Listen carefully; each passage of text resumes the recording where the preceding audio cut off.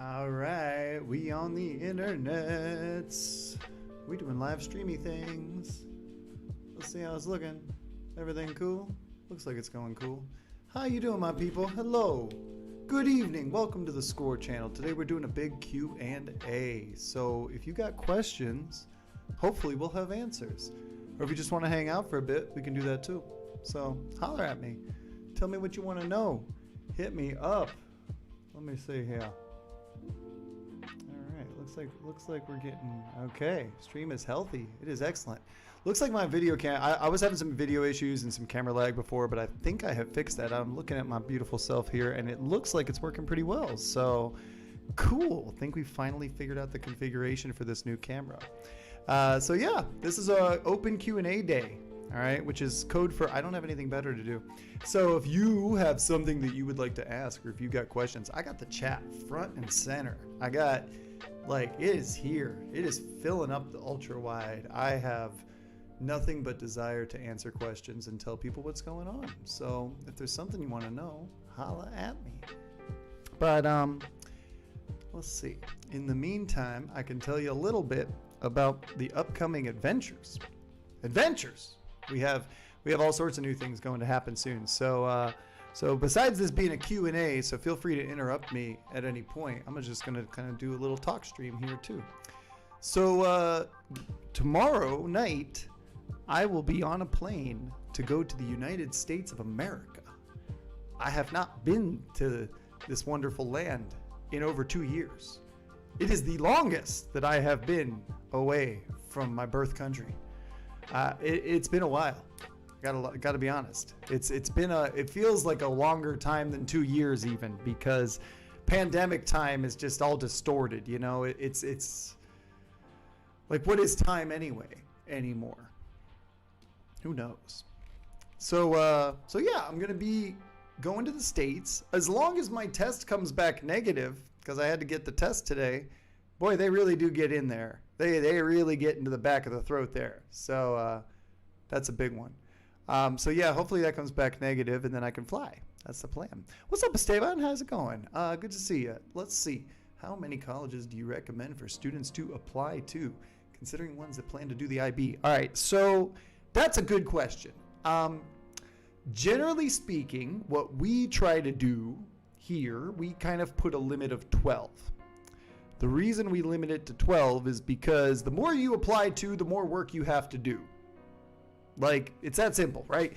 More universities means sending your documents to more places. More countries means more translations, more trámites. Like, if you're applying just to the US even, each university is probably going to ask you for more essays. Some might ask you for other things for scholarships or honors programs. So each university you add to the list is going to add more work to your life.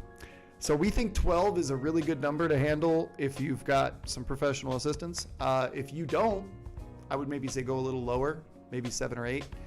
The ideal breakdown of those universities is important too. So what we try to do is kind of split those up with your dream schools, your fit schools, and your safety schools, right? So, and this goes for everybody. I don't care if you're in SCORE or not. It doesn't matter. Everybody should do this. Like, you want to target maybe 2 to 4 top schools that you really would love to get into. Like, those are your dream schools. They could be your Harvards. They could be your, UC Berkeley's. They could be your, Grande École in France. Whatever. You pick your top schools that are like, you can qualify for them, but even if you do, it's tough. Because, like, Harvard, man, I don't care if you're a freaking genius who, like, invented a new technology.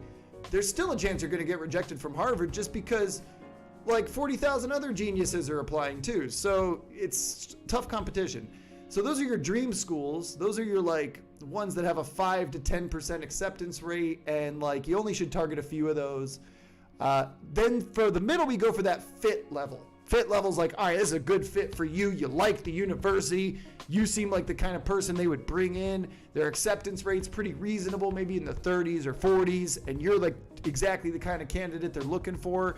You should fill your space with more of those. You want to have maybe 5 or 6 of those, that would be a good number.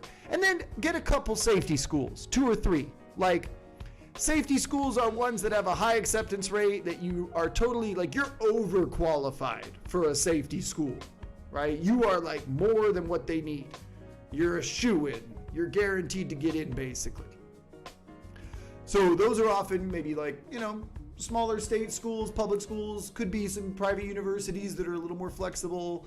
FIU, for example, even though they're pretty demanding, is a pretty common safety school for international students, being public, and like, being in Florida, a lot of applicants target that one, for example. So that's sort of what I would recommend. You want to have a few top schools, dream schools, and then you want to have like a bigger chunk of fit schools that are good fits for you, and then, a couple of safety ones just in case nothing else works out.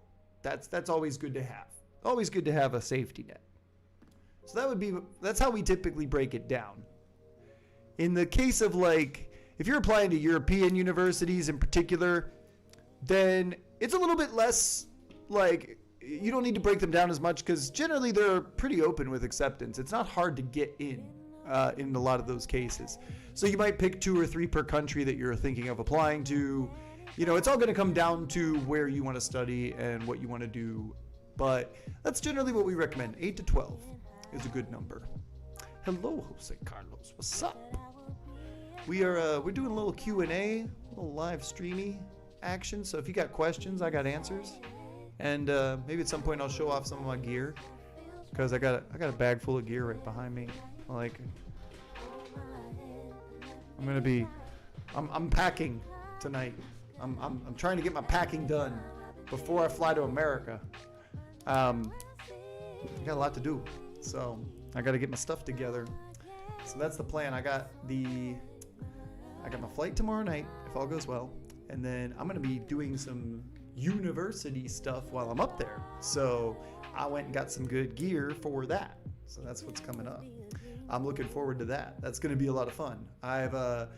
It's not my first time going to the States to record videos. I did a project once with a friend that was supposed to end up being like an English education program. It fell apart. It was a failure at the end of the day, because we didn't really plan out what to do after we recorded all this stuff. But we traveled around the United States. I mean, we went from like New York to Chicago to LA to Pittsburgh, Detroit, like bunch of cities in between.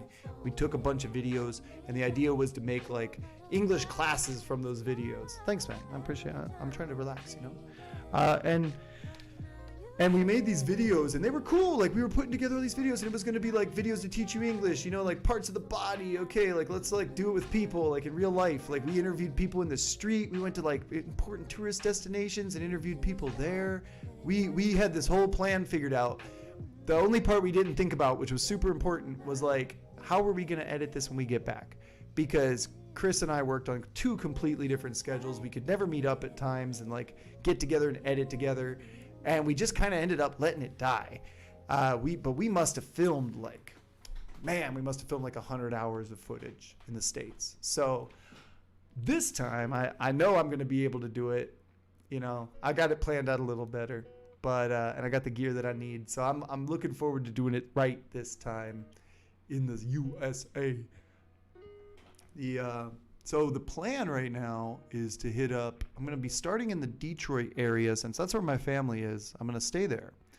And I will be in the U.S. I'm going to hit up a couple universities in that area. I've reached out to a few. I've got a couple positive responses already. I don't want to like spoil anything yet, but I will say this, I'm going to be on the University of Michigan campus, because somebody who works for SCORE is working there, studying there. So we're going to have her show up on the channel for once and get a little tour of the campus and see what's going on there.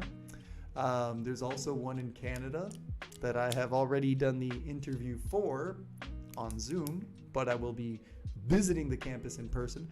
That's going to be interesting, because Canada's rules are like you have to be fully vaccinated for 2 weeks before you can go. So I got to get my vaccination day 1. I got to get that single dose Johnson & Johnson goodness right here. And then I can go to Canada 2 weeks after that.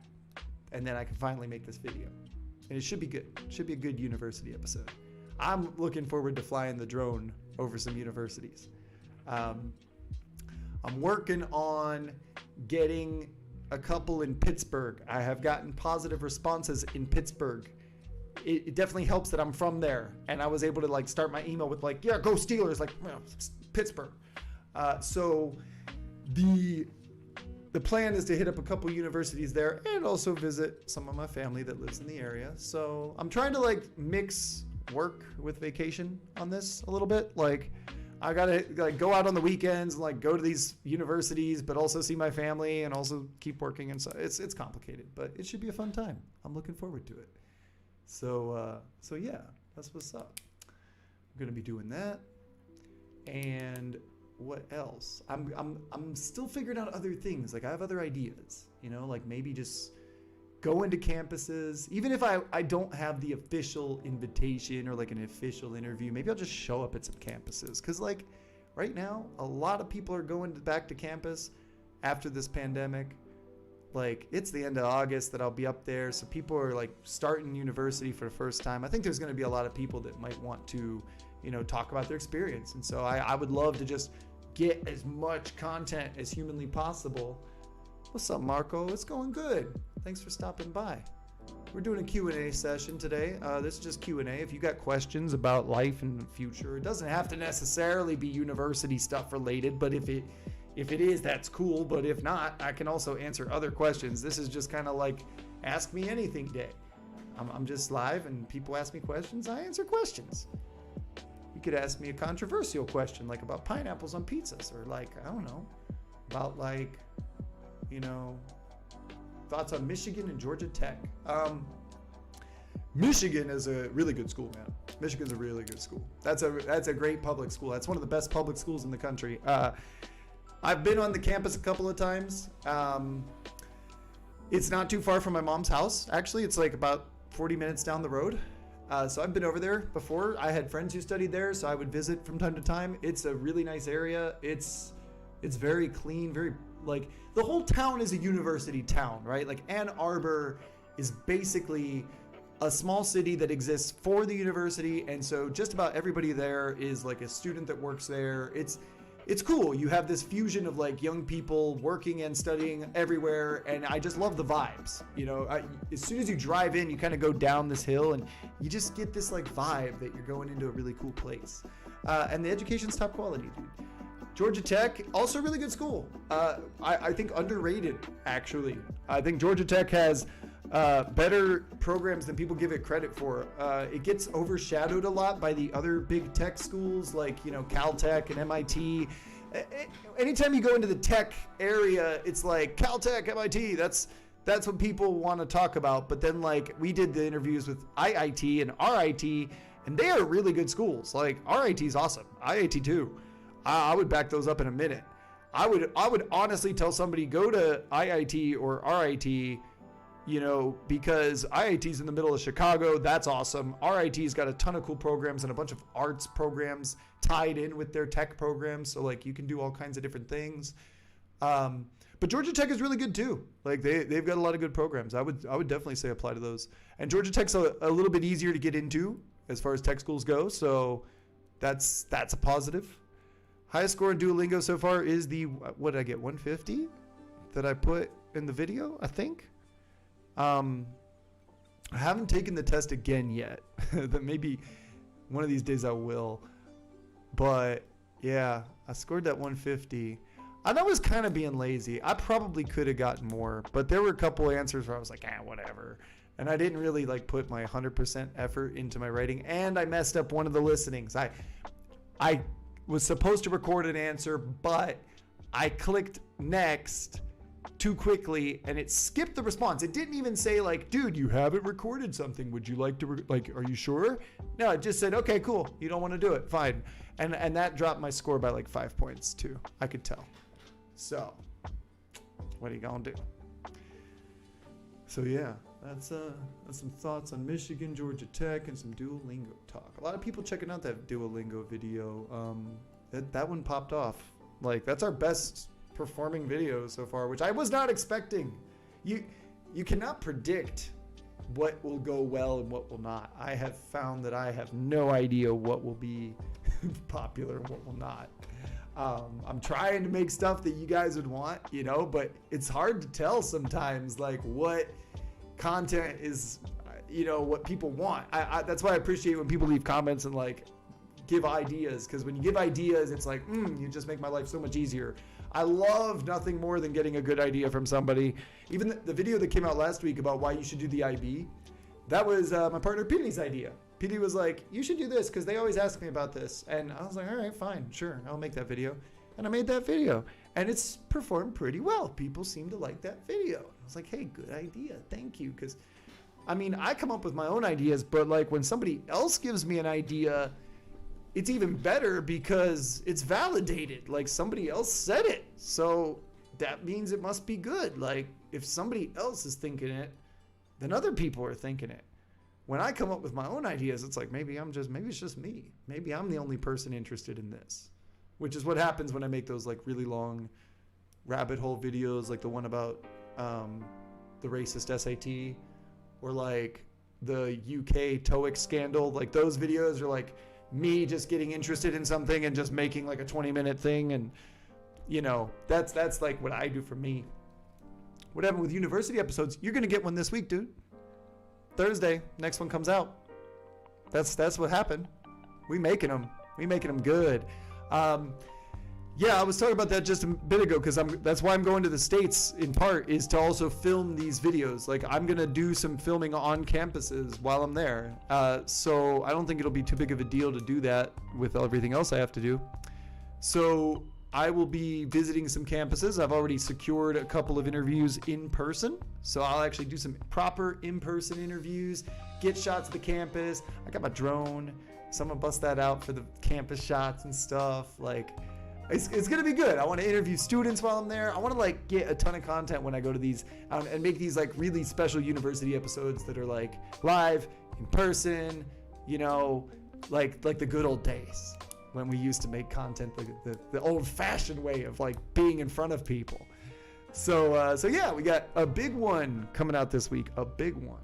All right. It's a university in Spain. I don't want to spoil the whole thing, but it's a big one. I'm just gonna say, like, it was a pretty good get.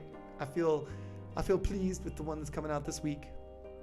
And then I already have recorded an interview on Zoom, but I will do the campus visit in Canada when I can go. So that's what's up. We got one in Canada coming out soon.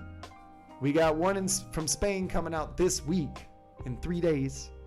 And then from there, we're going to see how it goes with me in the States. I'm still waiting back to hear from some people. I'm trying to coordinate the visits in the United States so I can get, like, as many of these as possible. But right now, I have 2 confirmed visits and 2 pending that will be, like, depending on their availability, whether we'll do it over Zoom or do it in person. Even if I do it in Zoom, I'm still going to go to the campus, though, and, like, do footage there. So that'll be cool. And then the other ones I'm planning on visiting, like, I'm debating whether they should be university episodes, because, like, university is all about, like, getting the inside info, you know, hearing from an international counselor and getting that inside information. But I do want to visit a couple of campuses anyway and talk to students there. One of our former SCORE students is going to be starting university while I'm up there. And I was like, maybe I'll come visit you and we'll do a little, like, video on that, like what it's like to come in for the first time, you know, like what are the feels, what's the mood? You go to university for the first time ever and you're at this brand new place and you're getting settled into your dorms, and, like, I think it would be cool to document that and, like, show you guys what it's like those first couple days, you know. So that's another thing that's in the works. We got a lot of cool stuff coming up. I'm excited. So is the IB worth it? Yeah, man, I think it is. I'll be honest. I used to think it was only worth it if you were going to go to Europe, because here in Peru you got 11 years of education, but IB makes it 12, and then Europe is like, yes, come to me, please. Europe loves IB, right?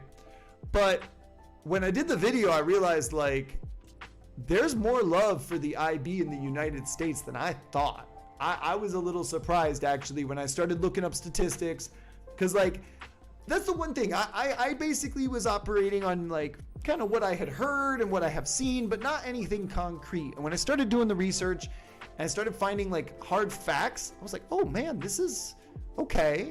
Like there's a lot of good reasons to do the IB.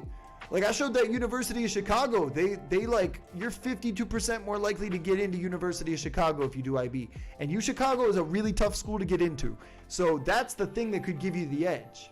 Like if you're shooting for a top university like Chicago and you got IB, you got a much better chance, you know? Which one has better universities, US or UK? That's a tricky question. So like, I think the question is better how, because there's a lot of ways to define better. I'll say this, like if you get into Oxford or Cambridge, that's pretty dope. Those are like, I mean, I got a friend who studied over there. She studied, I think it was Oxford or Cambridge. I forget which one, but she sent me a picture one time and she was like at a lunch table with Malala. You know, the Indian girl that like was like a hero, Malala. Like she was literally sitting across the table from her.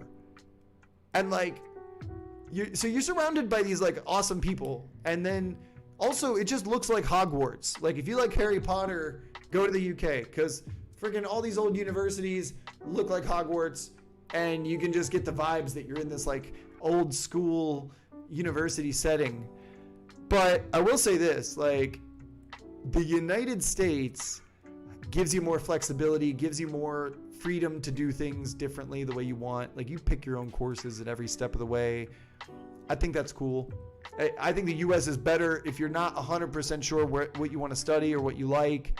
It gives you that freedom and flexibility. Also, we got a lot of modern programs. Like, where else are you going to study esports management, man? You want to get into esports? That's going to be a huge growing industry soon. We got bachelor's programs for esports in the United States, okay? Most other people, it's just like a couple classes, maybe. But in the US, it's like, nah, go ahead and get a degree in Call of Duty, basically. Like, go ahead and start your CSGO league with this education. Like, I think that's awesome. I think it's super cool that we have those options in the United States.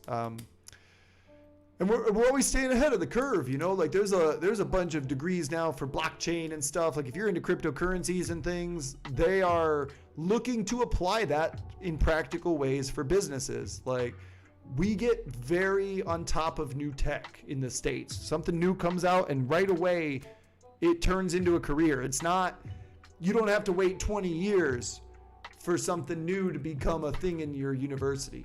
We're on it.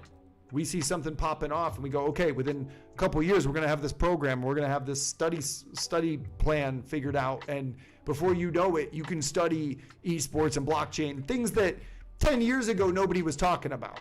Even 5 years ago, people barely talked about. And now you can get a bachelor's degree in those things. And I think that's awesome. And that's the kind of thing that you don't see in a lot of other countries. Downside is that it's more expensive. Although UK is pretty expensive too, so I wouldn't say that like UK is necessarily a much cheaper option. In fact, you could find deals in the States that are cheaper. Is it that hard to study in Tonga? You know, it was funny. My favorite part of that video in that interview with those guys is when they say, "We don't care." I cracked up so hard when they said that in real time. I had no idea what that interview was going to be like. It was, how would I put it? Like, it was so random because I was struggling to get information from those other websites. And then I found this one little, and I'll be honest, their website's crap. It's so old. But I reached out to them and they responded yes. And so I was like, okay, cool, let's do this, you know? But that was, yeah, they literally, I mean, they will take you if you're still in high school. If you want to start doing university classes at Atenisi and Tonga online, you can. That's an option. Like in 10th, 11th grade, you can start, which is pretty cool. And they are accredited. They are legit. Like, they're not just whatever. They've been around for a while. So, and because Tonga, interestingly enough, still has relations with the British Commonwealth, So it's not hard to transfer credits out of those countries and into like the UK or Australia. So it's not that hard to study in Tonga. The hardest part is the time difference. And even that's not that bad. Because the guy I interviewed for the Australia video, Santiago Felix was studying in Australia, but he came back to Peru during the pandemic, so he studied from Peru, and he said it wasn't too bad. Like, he said the worst time, a couple of late night classes over there would be like 3 a.m. here, but that was like 1 or 2 classes that he had for like 1 semester. He said most of the time he would be done at night or like have class early in the morning, and it was fine. It wasn't a big deal. So it's not that hard to study in Tonga. I would love to have a student in Tonga, or studying in a Tongan university. I just think that would be cool. I would love to say that I helped somebody get into Tonga. You know? That one in North Korea and like China. I want to get people all over the world, man. I want to see everybody everywhere. I mean, I know everybody wants USA and Canada and UK and like all those European countries, but don't you want to try somewhere exotic? Don't you want to study in like, I don't know. What do you guys think about a Korea or Japan? Oh, he just said, dude. I just said it out loud and you read my mind. Get out of my brain. Yes, I actually have somebody working on that right now. So we have hired a research assistant, my former student, Miss Kamoch. She is going to be my research assistant. And so she's already gotten the details for me to do how to study in the UK. And I told her, I said, listen, I think there's a lot of interest in Asia right now. I think we should hit Korea and Japan. And I said, do Japan first because I have been to Japan, so I can talk about that. And I have pictures that I can use, and I want to like flex my pictures. So yeah, Japan's on the way. That's on the list of things to do. There's a lot. People have requested Nigeria and Kuwait in the comments. Somebody requested India also. Somebody requested Austria. Like, those are all on my list of things to do. And then there's like Korea and Japan. There's a lot of interest in those, so I want to hit those too. And man, there's just so much to do. There's all these countries and all these people that are interested in these countries, and I want to make those videos for those people. So I got work, which is cool. But I like that. Again, I love it when people give me ideas. I love it when people tell me what they want, because it's just like, okay, your wish is my command. I don't have to think anymore. I just do it. Feels good. Feels good to make the things that the people want. And yeah, I think Japan would be a cool pick. Like, I think that'd be an awesome one. I was interested in it when I was there. I was kind of curious about it, but I didn't. It was kind of a bad time for me to be there for universities, because it was like right in the middle of winter, and they were off for the most part. I saw in a lot of places, and they're also kind of distant from, like, they're hard to get to in some cases.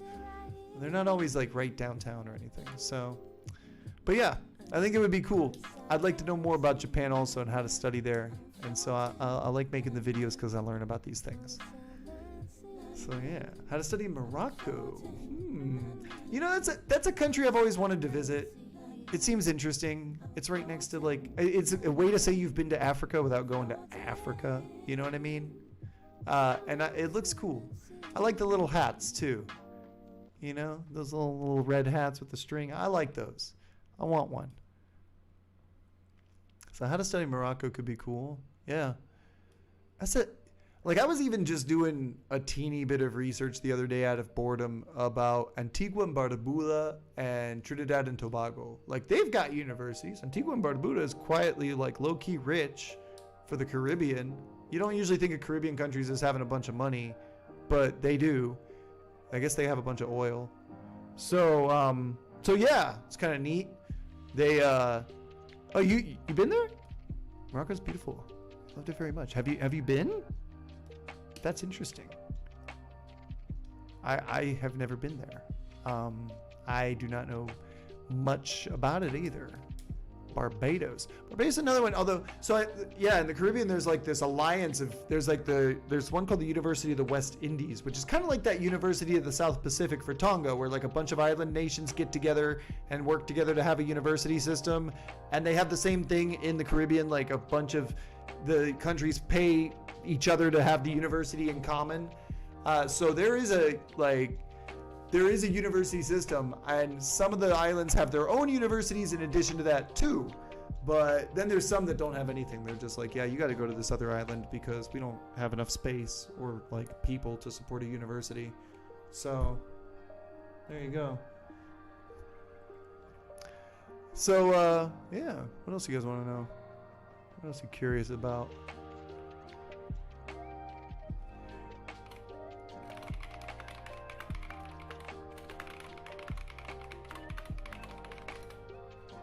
People hit me up. People trying to get more.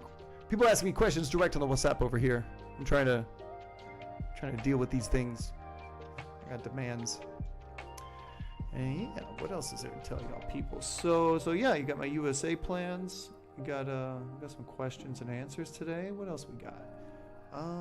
Also, here's a thought. Like, I've been thinking about doing Score Twitch.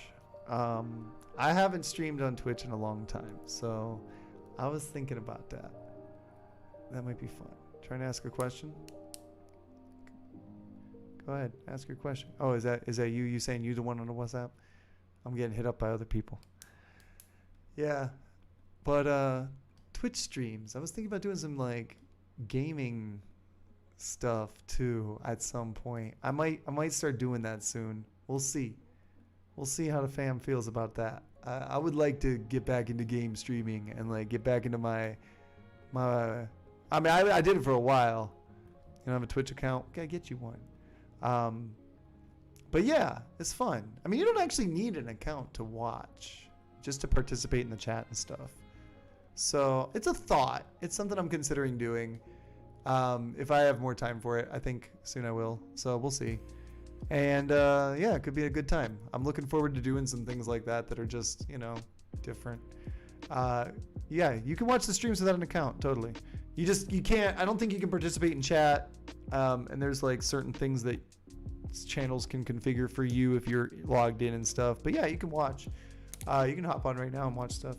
So yeah, I did like, that's where Meacham Craft was born on the stream. I just did it for the stream.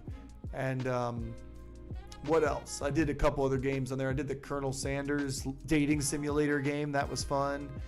So yeah, I've done some Twitchies before. I wouldn't mind getting back into Twitchies and doing that again, maybe under the Score brand this time. So I may convert my personal channel to the Score Twitch channel and then just start streaming on there, and all the people that have followed my personal channel will just pop off. So all right, dude, enjoy your dinner. Buen provecho. So yeah, if you guys got more questions, I got more answers. I think I'm gonna stick around another like 5-10 minutes or so, because I do got to get back to like packing my bags and doing things. We got a lot to do here in this house. It's been a busy day.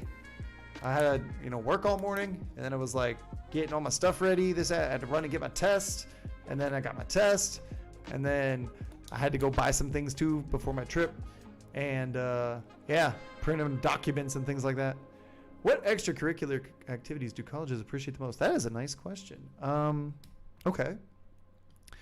So extracurricular activities are way more important for the United States than in other places. Other places like to see them, but they're not as obsessed with them as the United States is.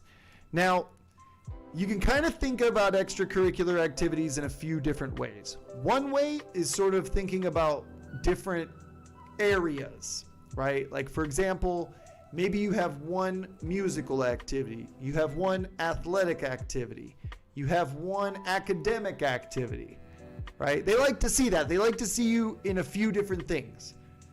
The idea is not to do a little bit of everything, but to do a few things in different areas and do them in depth, do them like for real, like care about those things.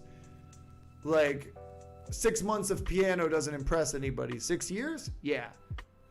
Now, that's one way to kind of see it, is sort of giving yourself this balanced scorecard of like, okay, I've got one in each area. I've got some artistic and athletic and academic things, the 3 A's, you know, and then maybe something that's like a volunteer project. That would always look good too.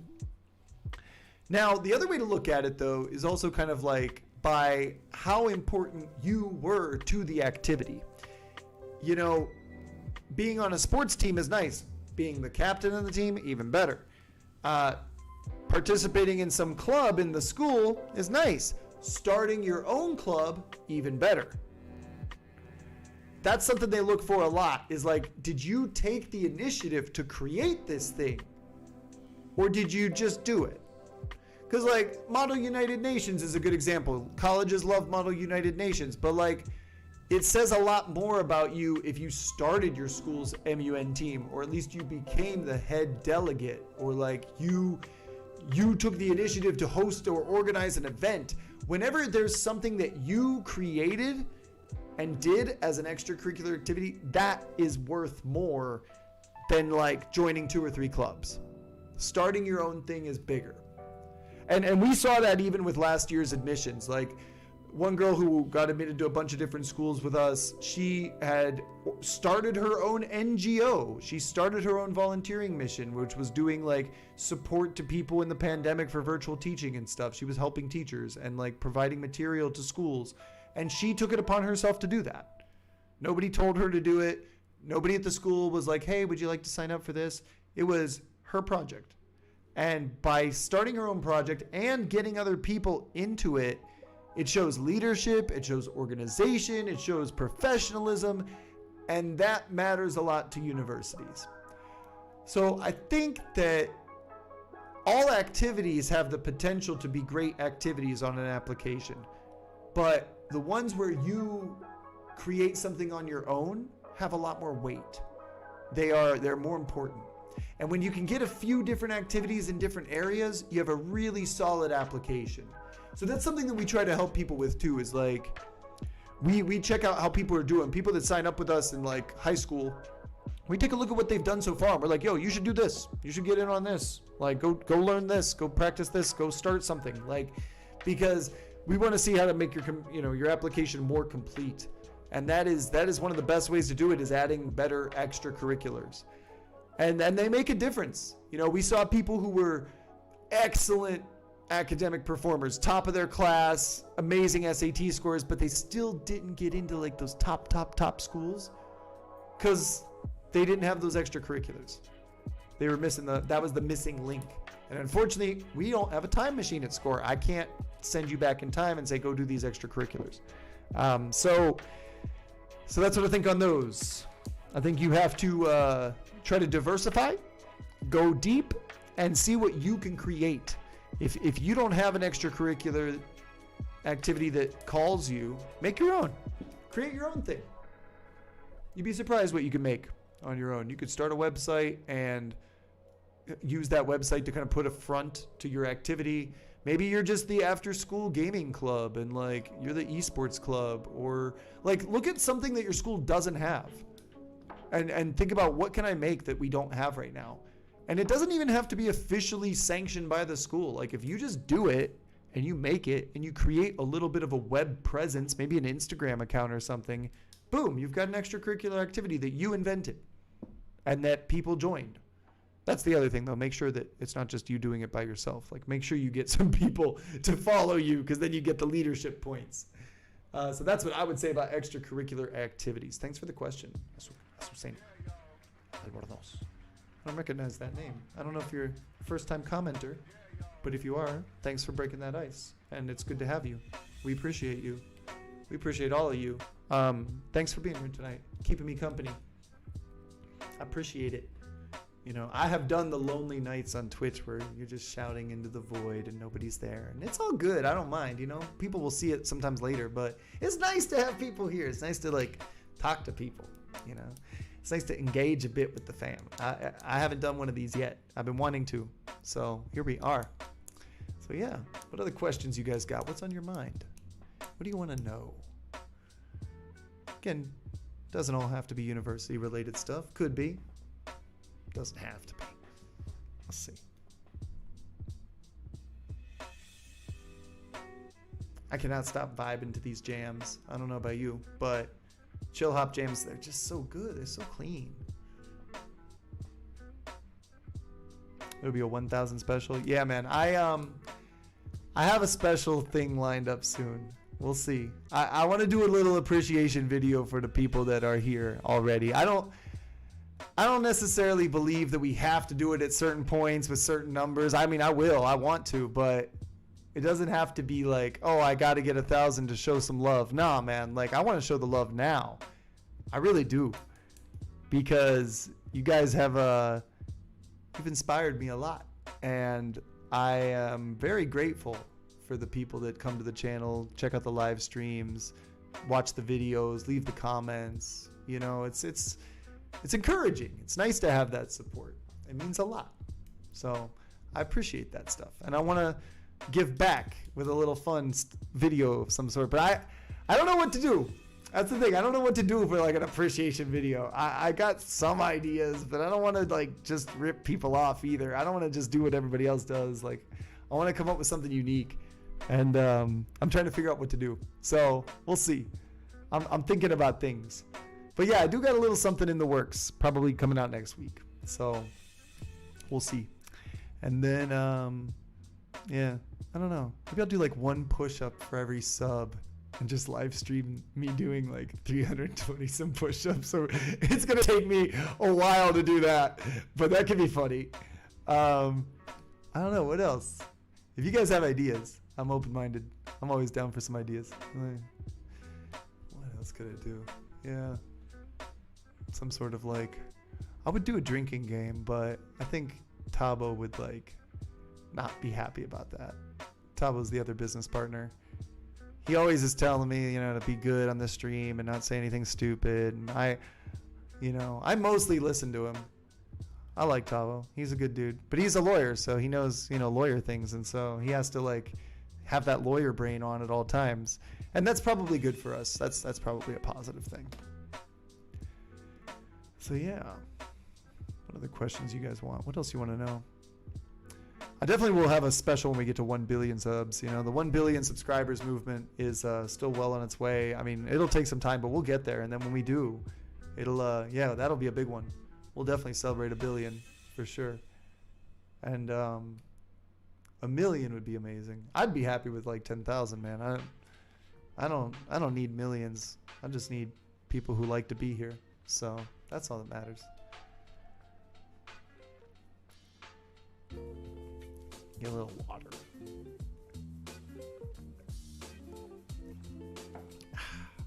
Delicious. I like my water cold. Tell you a little bit of my university experience. I haven't talked about that much here. I can give you a few minutes of that. It's funny because like I grew up, ironically enough, I grew up in a family that did not believe in higher education. I was not supposed to go to college. And I didn't until I came to Peru. I played Halo. My good sir, I have the Master Chief Collection here on the desktop. Yes, I have played Halo. Me and Halo were like this. Especially when the PC version came out for the original game, because I didn't have an Xbox. I was a PlayStation guy. And that was the only game on the Xbox that I was like, man, I wish I had that game. That was the only game, Halo.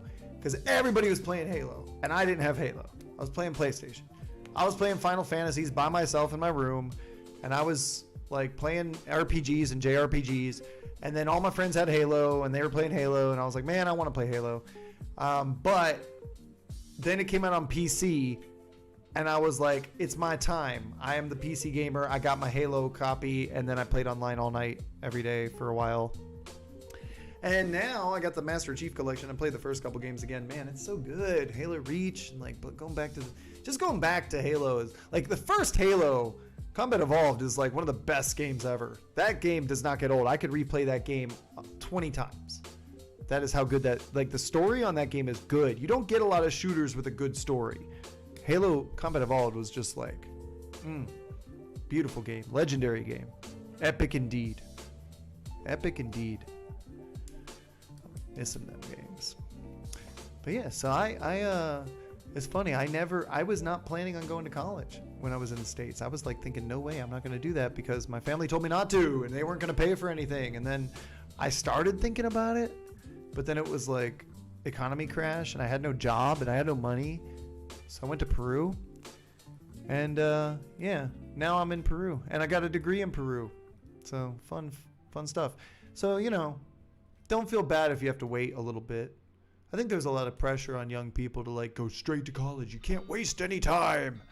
But you're probably going to live to like 100 years old, guys. So you got time. You know, this isn't the 1930s where like if you made it to 60, you had a good run. This is 2021. Like you're going to live to like 100. It's pretty sure these days. As medical technology advances through your lifetime, you'll probably make it even longer. You might be living to 120. And then you'll look back on these days and laugh about how you were worried about like 1 year of your life when you were 17 or 18, not going to university. Meanwhile, you're living to 100.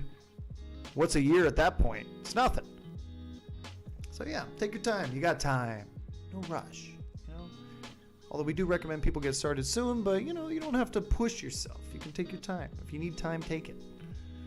One of my former students called me up the other night. She was telling me about her experience, saying that she wanted to talk to us, and she was like saying how she thinks she should take some more time. She felt like she rushed into it and it didn't go well. And I said, you know what?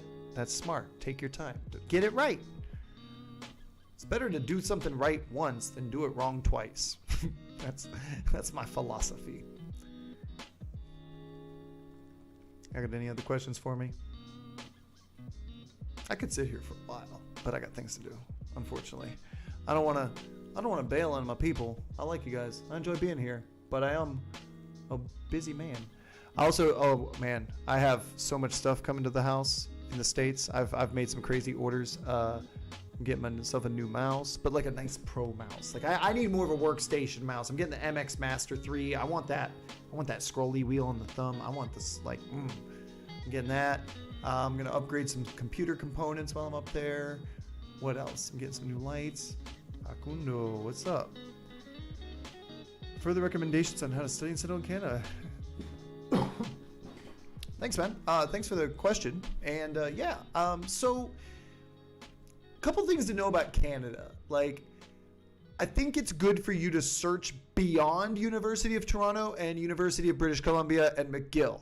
Those are like the three universities that everybody targets in Canada. They go UBC, UOT, McGill. McGill's the one private university that everybody targets. And then you got UBC in Vancouver and you got UOT Toronto. Everybody looks at those three. That's what they want. And I get it. You know, they're good universities. Vancouver's an awesome place. I've never been, but everybody tells me amazing things about Vancouver. Toronto, awesome city. I've been there a couple times. Everybody says good things about Toronto. But Canada is a big country. There's more to Canada than just Vancouver and Toronto.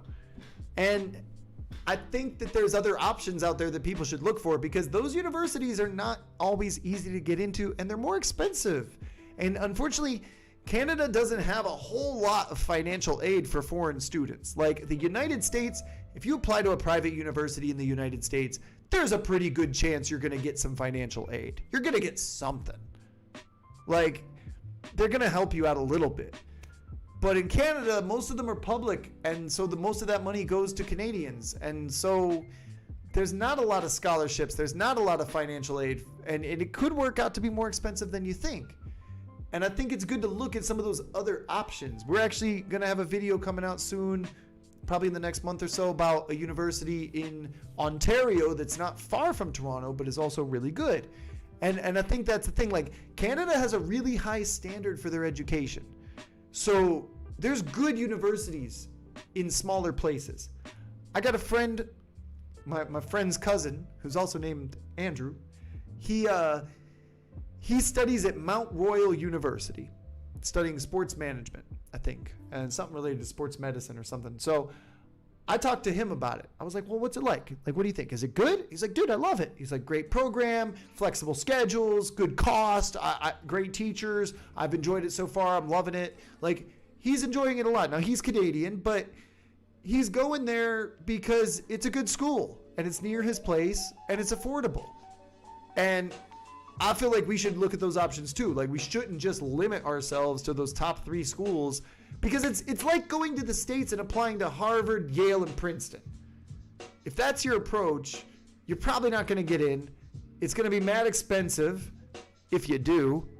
And you're probably going to end up feeling like frustrated with the process because it's going to be so difficult. Why not spread it out a little more? Look for other places. And smaller towns cost less to live in too. So if you're looking to settle in Canada, smaller towns are a good choice. Like, big cities are harder to, pay for. The cool thing about Canada is when you graduate, you are automatically given a certain period of time to stay in Canada and look for work. So it is very easy to stay in Canada when you are done graduating, and they are very flexible. The amount of time you get is proportionate to the amount of time that you spend studying. So if you spend like 3-4 years studying in Canada, I think you get like a full year or something like that, or a year and a half to search for jobs. If you do like a 2-year master's, I think you get 6 months. It's something like 25% of the time you spend up there. So yeah, Canada's a really good choice, but I think that it's always good to look beyond those big 3 universities that everybody talks about. I think there's other good options out there. If you're interested in French, check out ones in Quebec. Like, obviously you can study in French over there. And there's also French options in the rest of the country too, but there's more in Quebec, obviously. But yeah, there's a lot of good prices out there to be had if you search around. But if you go into it thinking, I'm only going to go to UBC, UOT, or McGill, or something like that, you're limiting your options, and maybe you're missing out on some good programs. You don't have to go to the best schools. There are good schools. Canada has a high level across the board. They don't have, like, crappy universities. So I would say anywhere you go in Canada is a good choice. So have an open mind. That's my number one recommendation, is have an open mind. Don't close off options just because it's not in the big city or because it's not like the top school. It's like, I know we all want to wear the best sneakers, but like sometimes, man, a $70 pair of shoes is good. You don't need to buy $400 limited edition Yeezys every single time. So that's how I see college applications too. Like, I wish people would explore more options. I studied in a public school in Peru, okay, and I learned a lot because I applied myself and I worked hard, and some of my teachers were crap and the bathrooms were disgusting, but you know what, I learned, and I got a lot out of it. It made me a better professor. So I mean, at the end of the day, if I can leave you guys with this one idea, all the information you get is the same in every university, okay? It's not like one university has a secret periodic table of the elements, or like special physics equations for gravity, or like different history of the world. It's not like you go to the top school and go to a history class and they're like, all right, listen up, let me tell you what really happened in 9/11. We have the truth. Like, no, man. Like, the information's all the same. So ultimately, you determine what you learn, because they're all going to give you the same information, but the question is, how do you use it? Now, that's where they differ. Some universities will have much better spaces for certain activities. If you want to create stuff, like RIT has a really cool like maker space thing where you go and like make things, and they have all these open labs and workshops. IIT, we did that university episode 2. They got that too. So like, those universities are better because they're giving you more tools and more equipment and more experiences. But that information is the same. And even smaller schools may not have those on campus, but they find places to partner with. Like, they'll say, okay, we're partnering with this local business so you can learn about these machines. They use these machines in their business. Go there. And you get the same experiences, So I always tell people that, like, don't think that just because you go to a better school that your education is better, that you're going to learn more. Like, they all have the same info. And some of them have better experiences than others, but you should really pick a place that fits your budget and fits your lifestyle. Pick a place where you want to live, because you're going to live there for 3 or 4 years or 5. Who knows? Maybe more. Like, pick a place where you're going to be happy. I don't like super cold weather. I want to be somewhere where it's generally warm. That's why I like Peru. Like, I never freeze my butt off here. That's why I'm going back to Michigan in August and not December. Last time I went back in December, it was too cold. I've gotten softer since I've been down here. So yeah, thanks for the question, Facundo. Got me going. So yeah.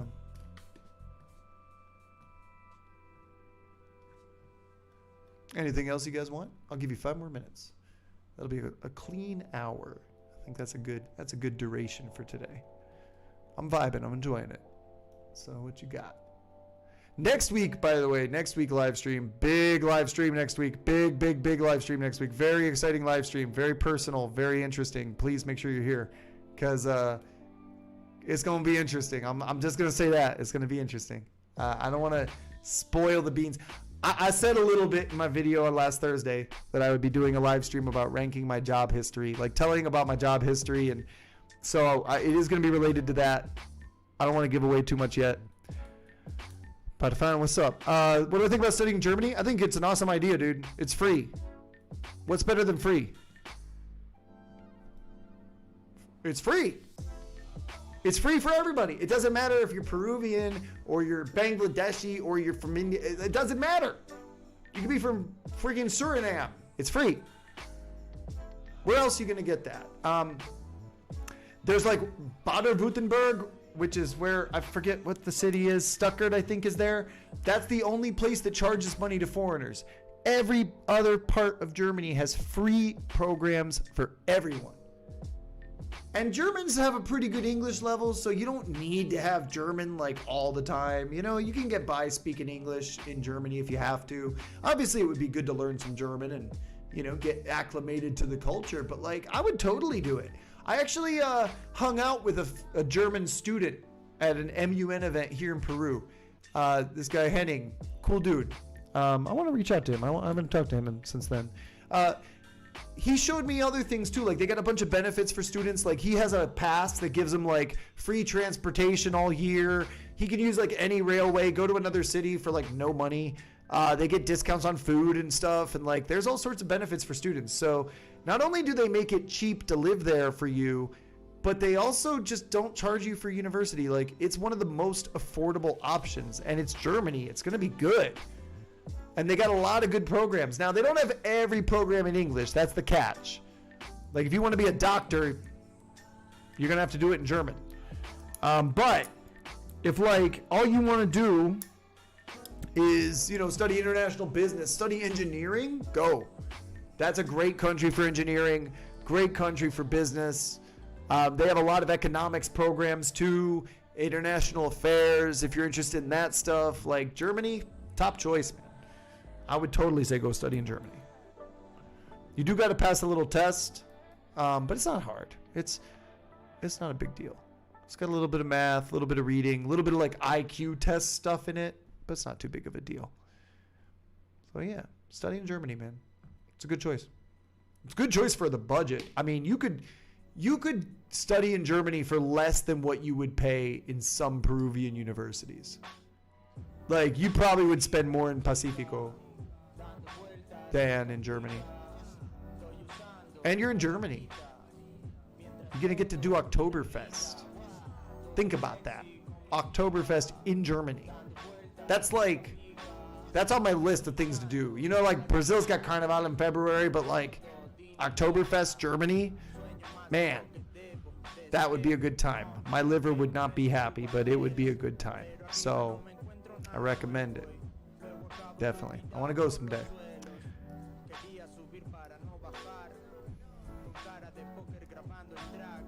All right, we got time for like one more. Hit me up. Holla at your boy. What you want to know? Juan Rios, by the way, on the Chillhop. If you're down for the Chillhop jams, Juan Rios is pretty good. I like his stuff.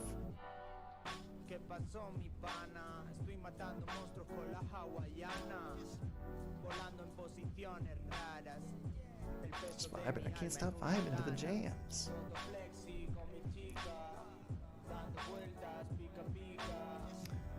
Alrighty, man. Well, my people, it has been a pleasant evening, and thank you very much for joining me tonight on this Q&A night. It's been fun. I'm enjoying it. We're going to do more of these in the future. Next week's going to be special. Make sure you're here next week because it's going to pop off. It's going to blow your mind. And yeah, we're going to keep doing these. I'm not sure how regular I will be on the live streams while I'm in the States because it's, you know, I'm spending time with family and stuff, but I will be there next week for sure. I want to do my big one next week. And then we'll see. We'll see. I might have a couple weeks off with live streams because life, you know, when you're spending time with family and stuff. But I hope to keep it regular. I hope to be there every day, every week, you know, every Monday. So we'll see. I'm going to try. Maybe I'll do some live streams like while I'm going places and like, you know, we'll see what happens. All right. So that's all for tonight, my people. Thanks for joining me. I'll see you next week.